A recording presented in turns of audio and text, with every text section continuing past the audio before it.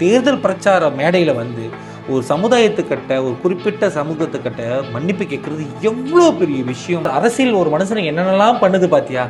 தேர்தலுக்காகத்தான் இதெல்லாம். தேர்தல் political act. இங்கதான் சுத்தி கித்தி வளர்ந்தாலும் ஓட்டுக்கு மவனே நீங்க இங்க தாண்டி வரணும். அவர் இப்ப மன்னிப்பு கேட்கறாங்க அப்படின்னா தப்பு பண்ணியிருக்காரு தான் அர்த்தம். தயவு செய்து எம்ஜிஆர் மட்டும் விட்டுருங்கப்பா, பாவம்பா. கோவில் ஹராம் வார்த்தைக்கு இப்போது மன்னிப்பு கேட்ட பிரதமர் அப்போது அப்படி சொன்னது தவறு ஒப்புக்கொள்கிறார்களா? புரட்சி இயக்க தலைவர் உமாகாந்தன் கேள்வி. ஒரு காலத்தில் கோவில் ஹராம் சட்டவிரோத ஆலயங்கள் என்று சொன்ன பிரதமர் டத்தோஸ்ரீ அன்வார் இப்ராஹிம் இப்போது தேர்தல் காலத்தில் அதற்கு மன்னிப்பு கேட்டுள்ளது ஏன் என புரட்சி இயக்க தலைவர் உமாகாந்தன் கேள்வி எழுப்பியுள்ளார். ஒரு நாட்டோட பிரதமர் ஒரு பொது மேடையில, அதாவது பிரச்சாரத்துல, தேர்தல் பிரச்சார மேடையில வந்து ஒரு சமுதாயத்துக்கிட்ட, ஒரு குறிப்பிட்ட சமூகத்துக்கிட்ட மன்னிப்பு கேட்கறது எவ்வளோ பெரிய விஷயம்ன்றது வந்து நேற்று நடந்துச்சு. அது பார்க்கும்போது மனசு கஷ்டமா தான் இருந்துச்சு. ஏனென்றால் அரசியல் ஒரு மனுஷனை என்னென்னலாம் பண்ணுது பாத்தியா? ஒரு அரசியல் தேவை உங்களை என்னென்னலாம் பண்ணுது பாத்தியா? நாட்டுக்கே ராஜாவானாலும் வீட்டுக்கு வந்து அந்த மாதிரி தான். அவர் வந்து 2ஆம் மாதம் சொன்ன ஸ்டேட்மெண்ட்டுக்கு பரவாயில்ல, 5 மாதம் கழித்து ஞானம் பிறந்து இப்போ மன்னிப்பு கேட்கறது. அதையும் சில பேர் நம்புவாங்க. நம்புறது தப்பே கிடையாது, அது அவங்களோட தனிப்பட்ட கருத்து. அப்போ நம்ப இருக்கும்ல, என்ன நம்புறீங்கன்னா நம்ப மாட்டேன். ஏன்னா அவர் கூட க்ளோஸ் சர்க்கிள் ஆள்கிட்ட, அரசியல்வாதிகள் கட்டி, தலைவர்கிட்ட நான் நல்ல நெருக்கமாக பழகியிருக்கேன்.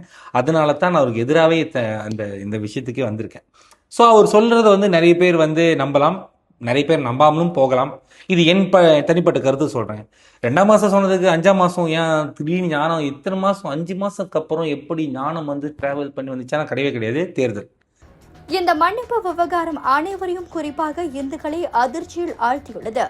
இதற்கு காரணம் கோவில் ஹராம் என சொன்ன போது நான் சட்டவிரோத ஆலயங்களைத்தான் சொன்னேன், அதில் என்ன தவறு இருக்கிறது என்று அப்போது கேட்ட பிரதமர் தற்போது கோவில் ஹராம் விவகாரத்திற்கு மன்னிப்பு கோரியுள்ளது நகரி சம்பளான் தேர்தல் பின்னணியில் இருப்பதாக உமாகாந்தன் தெளிவுபடுத்தினார். தேர்தலுக்காகத்தான் இதெல்லாம். தேர்தல் பொலிட்டிக்கல் ஆக்ட் அப்படிதான் நான் சொல்லுவேன். ஆனால் என்னன்னா, இந்த அரசியல்வாதிகள் என்ன புரிஞ்சுக்கணும்னா, நீங்கள் எங்கதான் சுற்றி கித்தி வளர்ந்தாலும் ஓட்டுக்கு மவனே நீங்கள் இங்கே தாண்டி வரணும் அப்படின்ற மாதிரி இந்த அரசியல்வாதிகள் என்ன புரிஞ்சுக்கணும்னா, மக்கள் கிட்ட தான் போய் நிற்கணும். இப்போ ஒரே ஒரு கேள்வி கேட்குறேன். அவர் மன்னிப்பு கேட்குறாங்க அப்படின்னா, ஒரு பிரதமர் பதவியில் இருக்கிறவங்க மன்னிப்பு கேட்கறது வந்து எனக்கே ஐ ஃபீல் பேட். சீரியஸாக சொல்கிறேன், எனக்கே ஐ ஃபீல் வெரி பேட். என்னடா ஒரு பிரதமர் போய் மன்னிப்பு கேட்க வச்சுட்டாங்களே, மன்னிப்பு கேட்குறாரே அப்படின்னு சொல்லிட்டு நமக்கு தோணுனாலும் அது வந்து நியாயமான மன்னிப்பா, நேர்மையான மன்னிப்பா, உண்மையாக மனசார கேட்குறாங்கன்றதா எனக்கு நம்பிக்கையே கிடையாது. சரி, நான் சொல்கிறதா நம்பலை. இதே கண்டி இந்த விஷயத்தை பற்றி தொடர்ச்சி அந்த ஒரு வாரம் ஓட மன்னிப்பு கேட்டதை பற்றி, அதில் ஏதாவது ஒரு இடத்துல அன்வார் அவர்களுக்காக உயிரே கொடுக்க தயாராக இருந்து ஒரு காலத்து இத்தனை வருஷமாக உழைச்சி அன்வார் பிரதமர் ஆவறதுக்கு மன்னிக்கணும். பிரதமர் அன்வார் வந்து அந்த பதவி கிடைக்கிறதுக்கு, அந்த டத்தோஸ்ரீ அன்வாருக்கு அந்த பதவி கிடைக்கிறதுக்கு மிக மிக மிக மிக முக்கியமான காரணம் வந்து வைபி ரஃபீசி அவர்கள். வைபி ரஃபீசி அவர்கள் அவர் நேர்மையானவர், அவர் மனசு திருந்தி நேர்மையாக தான் மனசார மன்னிப்பு கேட்டார்னு வைபி ரஃபீசி எங்கேனாச்சும் அங்கே சொல்லுங்க, நம்ம அதுக்கு ஏற்றுக்கிறோம். நான் ஏற்றுக்கிறேன். ஒரு காலத்தில் கோவில்களை சட்டவிரோதம் என்று கூறி கோவில் ஹராம் என்று சொன்னபோது இந்துக்களின் மனநிலை எந்த அளவிற்கு பாதித்திருக்கும் என்பதை உணர வேண்டும். இன்று தேர்தல் காலம் வந்தவுடு அதே வார்த்தைக்காக மன்னிப்பு கேட்டுள்ளார். இன்று ஓட்டுக்காக அதே வாக்காளரின் ஓட்டு போடுங்கள் என்று கேட்பது எதை உணர்த்துகிறது?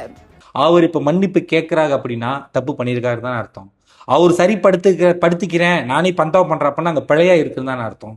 இது நீங்க சொல்லுங்க. சும்மா நல்ல காடியை போயிட்டு அவனாச்சும் ஒர்க் ஷாப்ல போடுவானா, நான் மானிட்டர் பண்ணு சொல்லுவானா? அந்த காடியில் பழுது இருக்குது தானே. அதே மாதிரி நீங்க இந்திரனுக்கு செஞ்ச விஷயத்துல நிறைய பழுதுகள் இருக்கு, நிறைய பிரச்சனைகள் இருக்குன்னு இப்ப நீங்க டைரக்டா ஒத்துக்கிறீங்க தானே. நானே பந்தாவ் பண்றேன் அப்படின்னா நீங்க சரியா பந்தாவ் பண்ணதான் அர்த்தம்.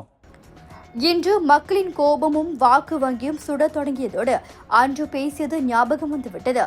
தவறு என்று தெரிந்தே அது பேசியதுதான் மிகப்பெரிய தவறு என உமாகாந்தன் சுட்டிக்காட்டினார். ஸோ உங்ககிட்ட கேப்பபிள் லீடர் கிடையாதோ? இல்லை இருக்கிற ஆளுக்கு நீங்கள் வாய்ப்பு கொடுக்க மாட்டீங்க. யார் தடுக்கிற அந்த வாய்ப்பை? இதுதாங்க. அடுத்தாப்புல கடைசியாக வந்து ஒரு 10 செகண்டில் முடிச்சிடுறேன். கையெடுத்து கும்பிட்டு கேட்குறேன், எம்ஜிஆர் பாவம், எல்லாருக்கும் பிடிச்ச எம்ஜிஆர், எல்லாருக்கும் பிடிச்சது எம்ஜிஆர் பாடல்கள். நீங்கள் அதை போட்டு அந்த பாட்டு கேட்டாலே சிரிப்பாக இருக்குது, சம்டைம் எரிச்சலாக இருக்குது. தயவு செய்து எம்ஜிஆர் மட்டும் விட்டுருங்கப்பா, பாவம்பா.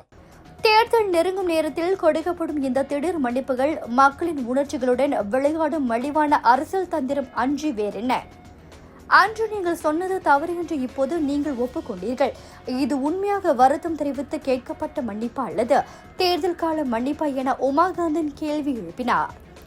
இந்து மகளின் நம்பிக்கையை கொடுத்துவிட்டு தேர்தல் நேரத்தில் மன்னிப்பு கேட்டால் மக்கள் நம்பி விடுவார்களா? இந்த நாட்டு மக்கள் ஒன்றும் முட்டாள்கள் அல்ல என்பதை சம்பந்தப்பட்டவர்கள் புரிந்து கொள்ள வேண்டும் என உமாகாந்தன் தெரிவித்தார்.